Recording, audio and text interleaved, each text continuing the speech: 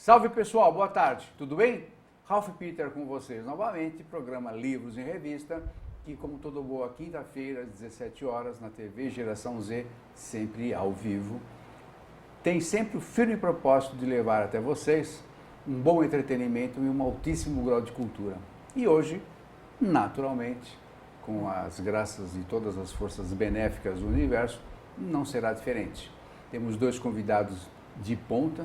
Nós estávamos conversando, quase que a gente não entra no programa de tanto que o papo rolou, e vocês verão que são dois personagens de esteio do mundo nacional, tanto de palestras, motivação, cursos, um professor fantástico que se dedica à ficção científica. Em suma, hoje também nós teremos, apesar de ser um momento masculino também, de novo, né? Não tem jeito, isso aí é uma coisa louca. Eu faço o possível para mesclar, mas não teve jeito. Antes de passar diretamente para o Rodrigo de los Reyes, eu quero agradecer enfaticamente, novamente, a Roberta Carli e hoje ao Júnior pelos excelentes serviços técnicos prestados, porque sem eles nós não chegaríamos até o vosso monitor. Quero agradecer também a Maria Estela Guedes, que a partir do seu site www.v.com, situado em Lisboa, nos insere, nos abre as portas do universo lusófono. Ao meu lado direito, uma figuraça, advogado, bancário, passou pela faxina, hoje gestor de empresas, pessoas, apesar de muito jovem, possui uma carreira bastante longa e profícua. Eu quero passar para vocês o homem que trouxe ao mundo este livro. Um deles, né? Um deles. Liderança. A capa é fantástica. Liderança, uma escada, parece coisa de poesia isso, né? De música. Liderança, uma escada, uma flor e um regador. É isso mesmo, né? Uma escada, uma flor e um regador. Uma escada, uma flor e um regador. E foi editado pela editora Nelpa, do nosso amigo o Fernando Dauer. Grande Fernando. Antes que a gente comece, você tem algum meio, porque a gente acaba esquecendo, algum meio de comunicação que os espequinautas possam se comunicar com você, consulta, ou então contratar você para palestra, coisa do gênero? Tenho sim, pode falar? Deve. É um e-mail, rodrigo.dlr, D de dado, L de laranja e R de Rodrigo, @hotmail.com. Posso deixar um telefone também? Claro, 011 a responsabilidade é sua.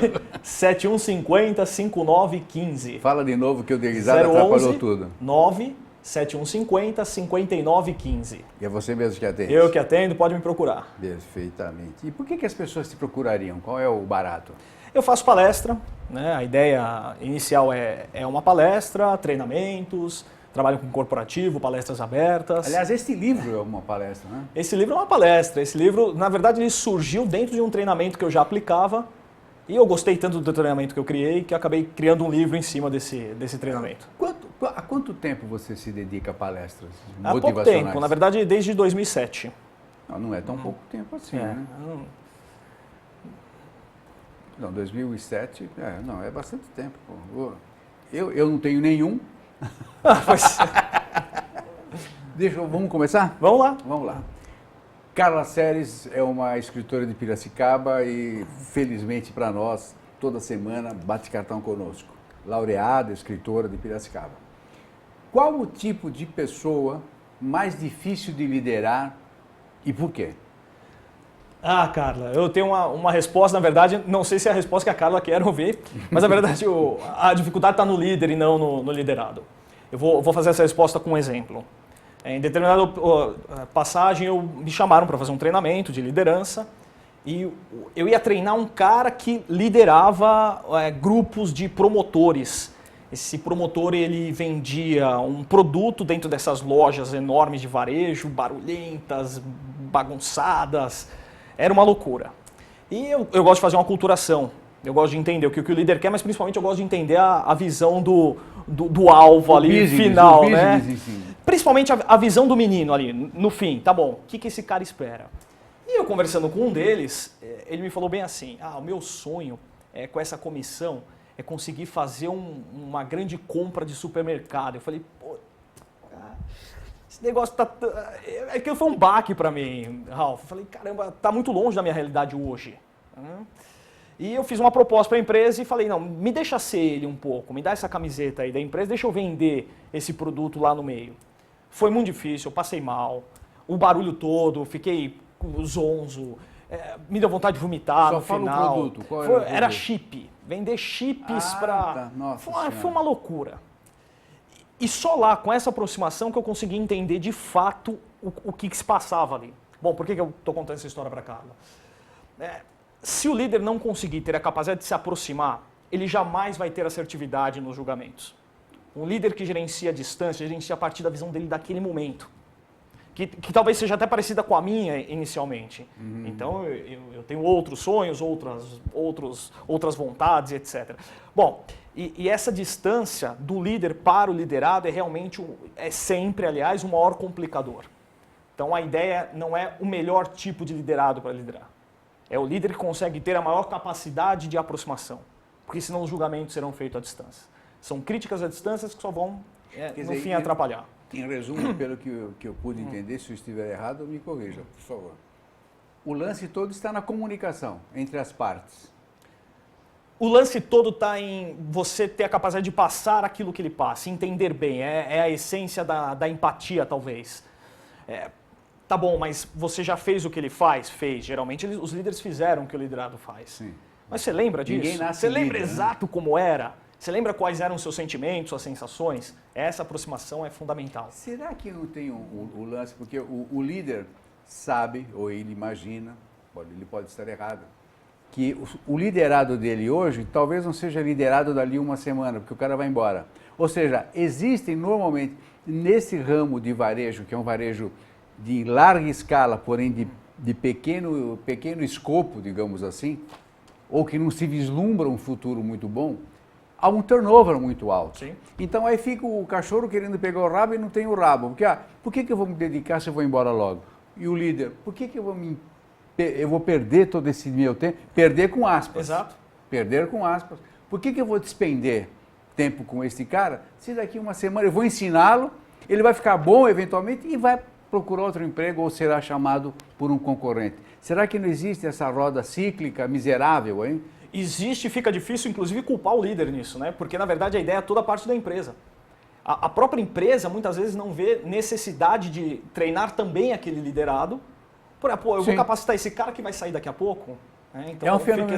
Isso é um fenômeno nacional ou você vê isso, naturalmente você deve se miscuir ou se informar com caras palestrantes de outros países, digamos? Ou você lê alguma coisa? Você acha que isso é um fenômeno nosso, da América Latina, ou é generalizado? Eu acho que é generalizado. Eu acho que é um fenômeno humano.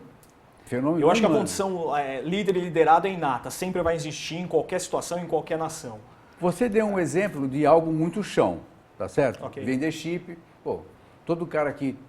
vem cá, você quer vender chip? Vende chip aqui para mim, eu te ensino, é moleza, qualquer otário compra de você, coisa do gênero. Vamos elevar o nível. Ok. Como, por exemplo, vamos imaginar uma vendedora de um shopping, de uma loja de um shopping, loja fina, que vende perfume. Foi tratada, ou joia. Joia, pronto, achei mais acima. Joia, uma grande marca e todo mundo conhece, não precisa nem ter muita, só basta ter educação. Como que você treina uma pessoa para este nível? Que aí você tem um turnover, imagino, menor. Ok. Mas aí a gente tem um outro efeito. O treinamento talvez seja um pouco mais fácil, mas a gente tem um efeito de qual é exatamente a proposta daquela marca. Porque a gente tem enraizado também a busca pelo resultado imediato. Então, às vezes, no shopping isso sofre um pouco. O vendedor tem que dar, lógico, tem que ir a pedido. Infelizmente, o vendedor que enxerga no cliente ali imediatamente a chance de ganhar a comissão, ele está pulando uma etapa importante. É importantíssima, na verdade. Ele está querendo um atalho, ele está querendo o final rapidamente. Sim. Então, o grande desafio é esse. E muitas vezes fica chato, né? Se torna um chato. Eu acho que... Bom, em toda a relação humana, na minha opinião, quando não há uma comunicação permissiva é aquela comunicação sem segundas intenções, sem agenda oculta. Então eu vou falar com você porque eu quero falar com você, porque eu tenho prazer neste ponto. E isso vai nos proporcionar outras opções. Perfeito. O difícil é você passar para o líder a necessidade dele passar esta orientação da própria marca, muitas vezes. Então você tem muitas vezes dentro do shopping marcas que querem trabalhar a moda. A moda está muito mais ligado a um look, não a pressa. Então para mim é muito mais importante você sair de lá com um conjunto, com um look formado, do que com valor, várias peças iguais do mesmo valor e rapidamente o vendedor conseguir ir para a fila da vez. Não sei se eu consegui me fazer entender. Não, consegui, claro. É que é muito complexo o assunto. É que é muito simples e nós tendemos a deixar complexo na relação. Você acha que é simples? Eu acho que o relacionamento humano não é simples, gente. É maravilhoso. O relacionamento... Não, maravilhoso é uma coisa. Ser simples é outra. Eu parto assim, Ralf, se eu me permitir. Não, o horário é teu. Todo ser humano, né? Nós temos um potencial dentro de nós. Todo liderado tem esse potencial. Ok? Imagine uma semente. Estava conversando com você lá embaixo. Não, eu não minto. Uma semente... ela já tem dentro dela um potencial incrível, ela vai se tornar uma árvore.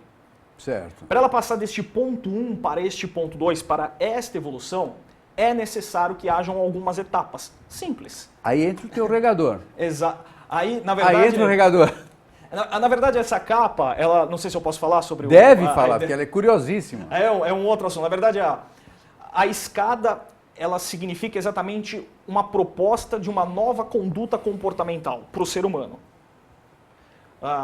A flor é o estilo de gestão que eu proponho, e o regador são as ferramentas de gestão que vão proporcionar esta flor, né, o crescimento. Vai burilar o espírito do cara. Perfeito.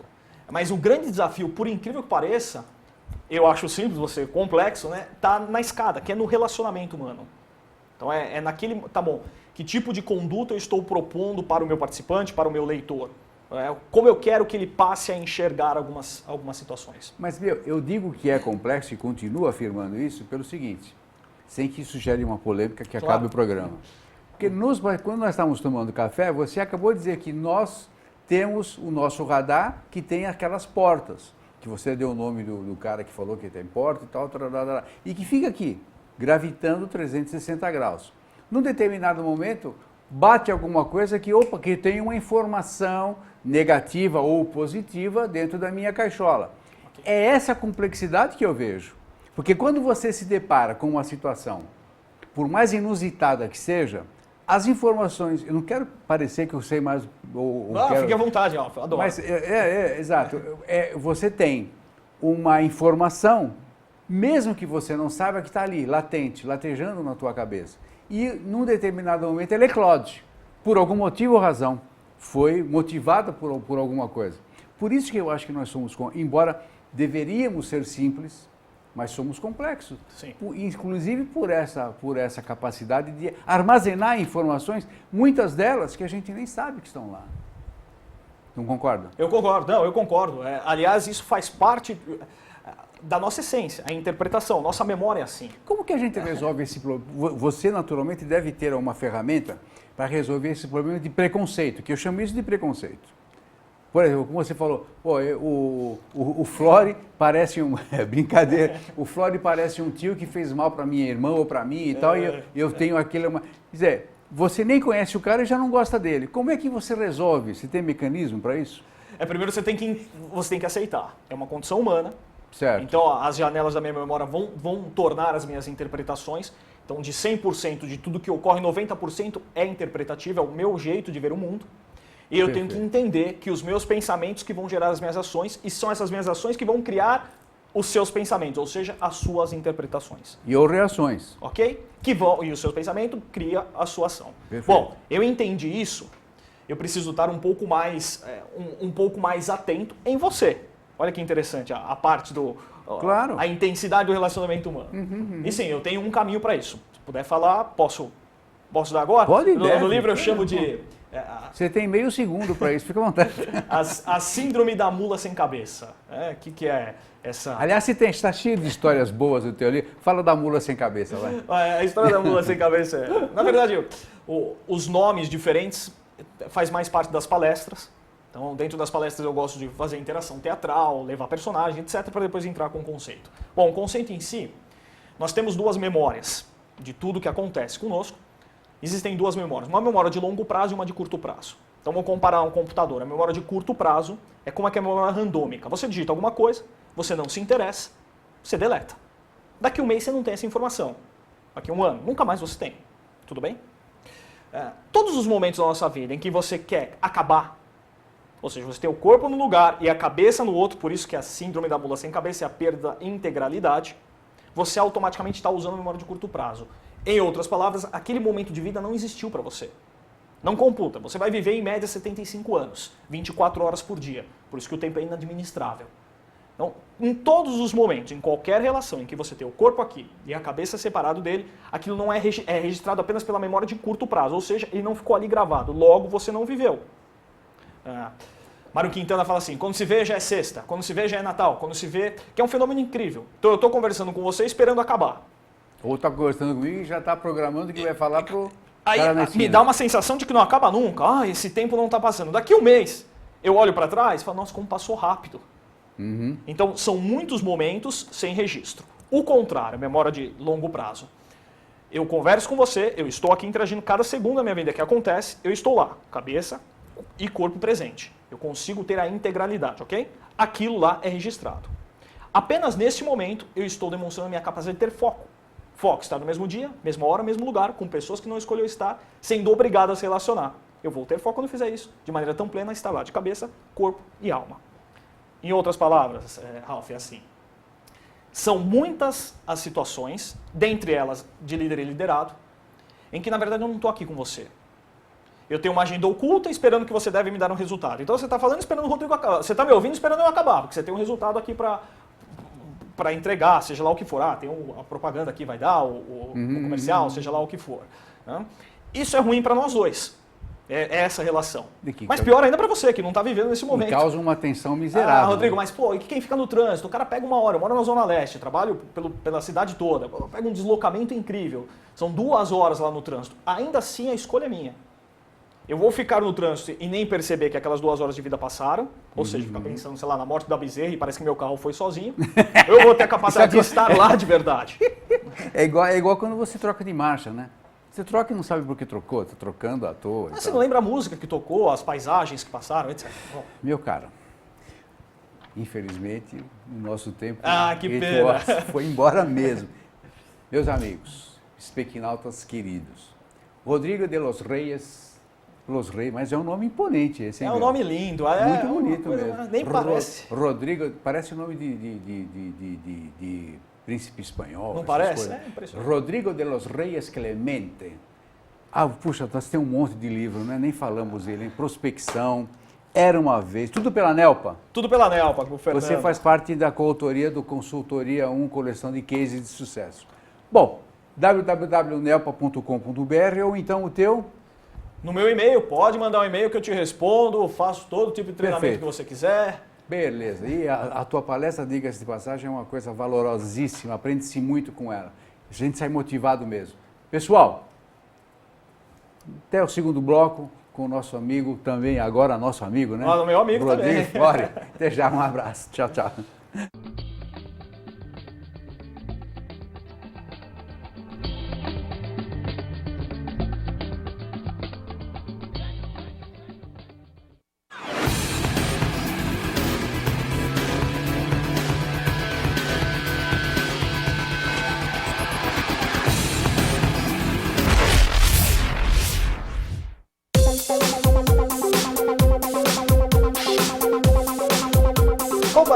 Quero te convidar para assistir ao meu programa, um talk show muito divertido, descontraído e dinâmico, com convidados especiais e que participam de quadros ainda mais interessantes. Pergunta no escuro, verdade, mentira, bônus selfie, entre outros. É o programa Brasil Ideal. Comigo, Júnior Soares, toda semana aqui na TV Geração Z. Tô te esperando, hein?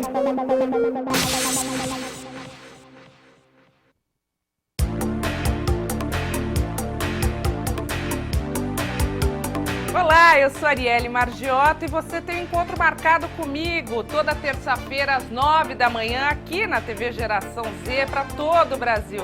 Programa Com Elas, trazendo muita coisa boa para você. Eu tô te esperando.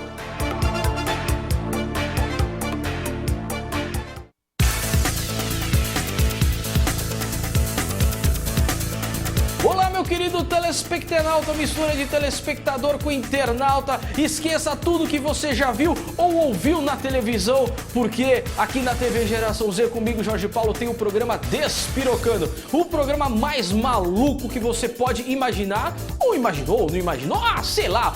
Imagina uma coisa doida, é o Despirocando. Então não perca Despirocando aqui na TV Geração Z.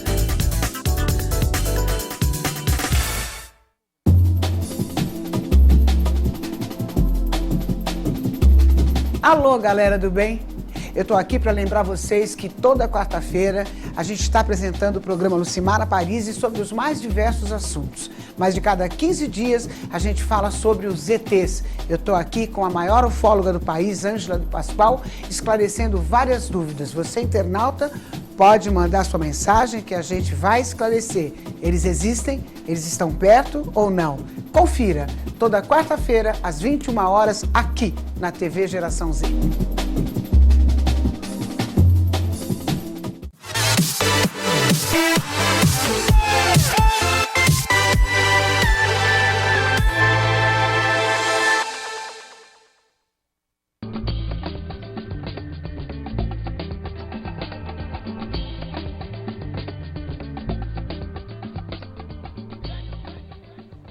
Salve pessoal, tudo bem? Ralph Peter com vocês novamente, alguns falam infelizmente, mas não tem jeito. Não tem. Ralph Peter com vocês novamente, programa Livros e Revista, que vai ao ar toda quinta-feira às 17 horas, sempre ao vivo na TV Geração Z. Agora, segundo bloco, desta feita com uma figura também, eu posso dizer que exponencial no mundo da editoria de livros e também do que tange a educação de pessoas, particularmente o jovem. Tenho aqui ao meu lado direito Henrique Flori, que, olha, é administrador da área pública, gestão de pessoas, gestão estratégica, professor, editor, e deve ter algo mais escondido aí que ele não quis falar, mas tudo bem. Prazer, é isso aí, Flori. Obrigado, Ralf. Antes de passar direto para ele, quero de novo, eu sei que isso pode cansar muitas pessoas, mas é obrigatório, porque é um prazer, neste caso. Roberta Carli e Júnior, recebam os nossos agradecimentos pelo esforço de levar até vocês, na tua telinha, toda esta nossa conversa, que sempre é um grande prazer, um grande bate-papo. E como eu digo sempre, nós nos empenhamos em levar até vocês um bom entretenimento e um elevadíssimo teor de cultura. Quero agradecer também a Maria Estela Guedes por nos inserir no universo lusófono através do seu site www, a partir de Lisboa. Quero também agradecer às jornalistas Vera Moreira e Ana Finati, da assessoria de imprensa Vera Moreira, por ter me propiciado, interligado a esse moço sensacional que eu espero que não fuja mais. Obrigado, Rafa. E faz tempo que nós estamos tentando vir aqui, né? Faz muito tempo. E ao término do programa, não deixe de assistir o programa Web Seguros, com o Guilherme Contrucci. Tudo de seguro, sempre tem uma pessoa muito interessante para agregar, particularmente um assunto que normalmente as pessoas não militam muito e é muito importante, o seguro. Meu caro, muito obrigado por ter vindo. Você lançou este ano, né? Teve a audácia de lançar 2 livros no mesmo dia. Exatamente. O Elo e a Evolução. Não é a Evolução, é só Evolução. Primeiro Evolução, depois veio o Elo. Sim, o Evolução é um relançamento. Ele foi lançado originalmente em 1990 e o Elo é absolutamente original. O Elo eu comecei a escrever em 2013, quando eu decidi voltar a escrever ficção científica. Minha vida deu muitas voltas. Em 2013 eu decidi voltar a escrever ficção, criei um enredo, o Elo é o enredo de um game, e quando eu estava no meio do processo de criação, eu notei que praticamente todos os temas do Elo, a transhumanidade, a singularidade, a clonagem de seres humanos, todos esses temas tinham sido tratados no Evolução.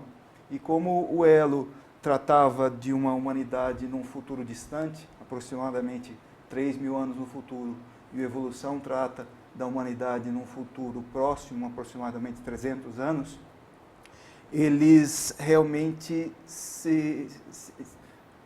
fazia muito sentido eles se tratarem de universos do mesmo universo ficcional.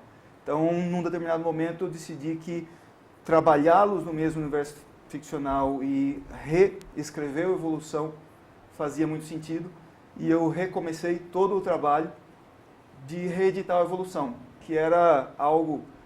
O Evolução tinha uma página no Facebook dos antigos fãs do livro, etc. Então, eu fiz isso e deu muito certo, foi um prazer muito grande e os 2 livros saíram juntos. Quando você fala em reedição, é revisão também?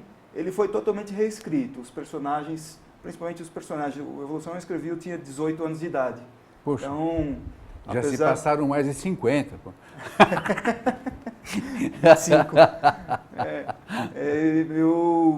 Realmente os personagens, eu precisava adensá-los e como é um romance sobre clonagem, os personagens eles acabam reaparecendo no Elo de uma outra forma, mas eles reaparecem. E acabou sendo hoje um assunto quase vulgar, né? Mas foi muito interessante. Então, eles acabaram... Isso acabou acontecendo e foi uma viagem. Não, eu acho que toda pessoa que... Eu tenho eu vou falar inveja, mas leia-se admiração. Da pessoa que consegue sair do racional e transportar-se para um mundo que não é o nosso, ou teoricamente não é o nosso. Aproveitando o ensejo, alguma dessas obras tem algum viés religioso, espiritualista, não, coisa do gênero? Na verdade, o Evolução é um romance sobre a evolução da vida. Eu diria que são obras que tratam muito, tem um viés filosófico. Eles tratam muito sobre o tema que o Ray Kurzweil trata, sobre a fusão do orgânico e do inorgânico, do surgimento da vida inteligente e inorgânica, da singularidade, desse momento que nós estamos próximos, de o que vai acontecer quando a vida inorgânica e a orgânica chegarem num momento de fusão. O Evolução trata desse momento, quando um micro buraco negro é descoberto vindo de encontro ao Sol e se descobre que em 5 anos o Sol vai explodir e a humanidade tem 5 anos para se preparar para fugir do Sistema Solar. E esse é o momento crucial da evolução da vida no Sistema Solar. Como que você bola uma história dessas? Eu sei que é uma pergunta sacana, porque talvez nem você... Porque não deve ter... Você não deve... O cara que escreve ficção científica, quando você escreve um romance, por mais ficção que seja, é algo do dia a dia. Sinceramente, por exemplo, a ideia das naves cilíndricas que são construídas em anéis e são construídas ano após ano e depois se juntam e saem do Sistema Solar em forma de cilindro, essas naves, as grana, que imitam as células vegetais e que são construídas dessa forma, eu tive essa ideia quando eu estava no 3º colegial, numa aula de biologia, nas salas do Objetivo, estudando para o ITA, logo antes de passar no ITA. Uma viagem, como você falou? Foi uma viagem. Isso foi muito antes, antes de eu passar no ITA, muito antes de eu largar o ITA e começar a escrever. Então, o romance começou a ser escrito, eu tinha 16 anos de idade. Mas eu já era, obviamente, um leitor assíduo de ficção científica. Você tem que ter um cabedal, é óbvio. Posso fazer eu não vou aguentar passar esse tempo todo sem fazer um... Porque eu estou falando que eu sou um leitor de ficção científica, eu estou falando... Eu tenho que fazer uma homenagem. Por favor. Desculpa. Você falou para eu não fazer, mas eu tenho que fazer. Eu era um nerd e eu comecei a programar e ler ficção científica muito cedo na minha vida. E eu queria apertar a sua mão. Por quê? Porque eu comecei a programar... Nós estamos conversando até agora. Eu queria apertar a sua mão na frente das telas da televisão. Está apertado, pessoal. Eu comecei a programar num CP300 e descobri aqui embaixo que eu estou na frente de um dos fundadores da Prológica, que é a empresa que começou a vender computadores no Brasil. Produzir. Produzir. Bom, um dos pioneiros da informática no Brasil. Passado esse É uma momento honra, emocionante. É uma honra para mim. Muito obrigado, muito obrigado. É um dos caras que A honra fez é nossa eu aqui. aprender informática. Meu filho também. É um pouco mais novo que você. Obrigado. Obrigado a você. Escuta, vamos lá. Não, voltando só ao lance aqui. Você estava ouvindo, vendo uma aula de biologia. Aí, naturalmente, deve ter sido um insight. Opa, isso aqui deve servir para alguma coisa. Como é que a mente do homem de ficção científica, homem ou mulher de ficção científica, do autor em suma, processa essa informação? Existe um mecanismo para isso? Bom, na época eu não pensava em escrever ainda, né? Na época eu estava na aula, provavelmente o professor estava falando sobre... Todo mundo estava ouvindo, nem todo mundo teve a mesma ideia que você? Não tive a ideia na época. Acho que aquilo ficou gravado na minha mente, porque na época eu queria passar no ITA, eu queria ser um cientista. Eu não pensava, eu queria, sinceramente, eu ainda queria colocar um tijolinho na parede de construção científica da humanidade. Eu tive que passar no ITA, me decepcionar com o ITA, pensar que eu não queria aquilo tudo, que eu não queria fazer parte dos cientistas que estavam construindo a bomba atômica brasileira, que eu tive essa fase, largar o ITA e morar em Jericoacoara, me transformar em pescador, pescar durante 9 meses, como é aí que eu falei... Como se fosse uma limpeza da alma, digamos. Foi exatamente isso. Eu vivi uma época hippie na minha vida em que eu não aceitava dinheiro. Eu pescava e só aceitava peixe como pagamento, eu não aceitava dinheiro. Eu não queria nada da civilização. Que barato, né? Eu passei 9 meses assim, absolutamente pirado. Que idade? 17 anos. Aí eu queria escrever porque eu queria mostrar para a humanidade que eu não compactuava com tudo aquilo e que o mundo ia acabar e a evolução nasceu desse estado de espírito. Entendo. E eu queria... Mas também nasceu de um outro estado de espírito.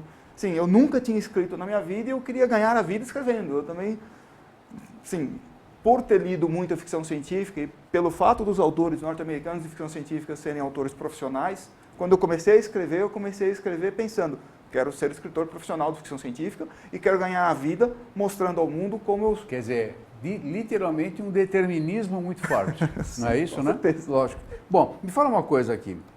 Qual a relação entre aventurar-se a viajar pela Patagônia, de carona em caminhão, saltar de paraquedas, velejar pelo Atlântico e as tuas obras? Aliás, quantas até o momento? Você trouxe 2 aqui? Teve uma época que eu parei de escrever, mas eu fui escritor profissional por vários anos. Superando a corrupção. Esse não vamos falar. Sim, Ou vamos falar? É que não sei se vai dar tempo, mas o que aconteceu foi o seguinte... 4 minutos. Bom, depois de publicar os meus primeiros livros em ficção científica, eu comecei a escrever profissionalmente e para cada livro eu tinha que achar uma motivação. Então eu fiz várias viagens. A Patagônia, por exemplo, eu estava junto de um fotógrafo e nós queríamos fazer uma aventura diferente. Eu fui de carona de caminhão até a Patagônia, acabou não gerando livro essa viagem. A travessia do Atlântico... Mas deve ter dado um cabedal miserável. Foi bastante interessante. Foi uma experiência A travessia do fantástica. Atlântico faz bastante tempo isso, foi em 1991, e uma editora tinha me contratado para escrever sobre a vida do Cristóvão Colombo. Então eu tinha que atravessar o Atlântico, eu repeti a terceira viagem do Cristóvão Colombo para escrever sobre a vida dele. A terceira viagem ele fez em 18 dias, nós fizemos em 24 dias. A gente saiu da ilha de La Gomera, nas Ilhas Canárias, e eu cheguei em Barbados, no Caribe. Foi muito interessante, escrevi 3 livros. Eu escrevi isso é uma aventura fantástica. Um livro que se chama Cristóferos, que é a raiz latina do nome Cristóvão. E esse livro está ainda em circulação? Esse eu acho que está esgotado, o Vou falar nisso antes que eu me esqueça. Eu esqueci no começo, agora. Como é que as pessoas, os speakinautas, fazem para se comunicar contigo? Podem... Meu e-mail, Flory, F-L-O-R-Y. Flory, F-L-O-R-Y. @arteciência. Arte com T mudo. Arte com E. Com E, arte e... Arteciência, só um E. Arteciência. Tudo junto. Tudo junto. Arteciência.com.br. Então vamos lá.